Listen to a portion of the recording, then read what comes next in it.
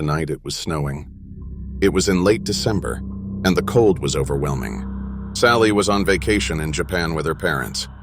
Their guide, Masako, had told them the legend of the Yuki Onna, or the Snow Maiden. In Japan, legend has it that the Yuki Onna comes out during snowstorms and often creeps into people's houses while they are sleeping. She usually attacks young men and acts like a succubus, seducing them until they are in a trance, so she can kill them by sucking the very life essence out of them. But sometimes her victims are teenage girls. In some rare versions of the legend, she will steal their soul and suck every drop of blood from them, using both their soul and blood to make herself more youthful and beautiful. Stupid story, Sally thought to herself while she was alone in the hotel. It's not like anybody would actually believe that crap. Sally hated Japan and its culture, and didn't know why her parents insisted on bringing her on their trip. She didn't even care about her dead uncle. Her uncle married a Japanese woman named Yukiko, and had 4 children with her. But now he was dead.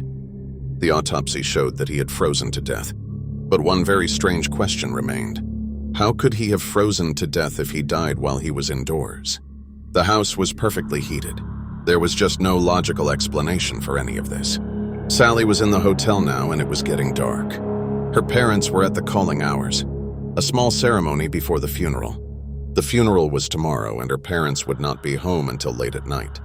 Sally turned on the television. That was a pretty stupid idea, though, because all the shows were in Japanese, obviously.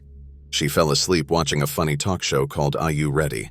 That was hosted by a pop star named Ayumi Hamasaki. She woke up 2 hours later. A white noise was on the TV screen. It was a static-like noise. She turned it off and looked around the room to realize that it was completely dark. She tried to flick on the lights, but it didn't work. The power must have gone out while she was sleeping. The temperature in the room was freezing cold. She looked at the thermostat. "What?" she said, scared and surprised. The thermostat was on 75 degrees. There was no reason for it to be this cold. Just then a knock was at the door. It made Sally jump and almost scream. Then a high, cute voice said, "Midu desu." That means it's the maid. Room service, Sally thought as she opened the door. But to her horror, it was not the cute, happy maid she was expecting. It was a tall, freakishly pale woman with thick black hair and blood-red lips. She was wearing a long white kimono and platform black geta, Japanese sandals. Her black hair was long and it covered parts of her face. Sally screamed and tried to run, but now there was no escape. The woman pushed her to the ground. As Sally took a deep breath, the woman inhaled above her and all of her blood burst out of her and flowed upwards into the woman's mouth, killing Sally instantly while the woman drank her blood.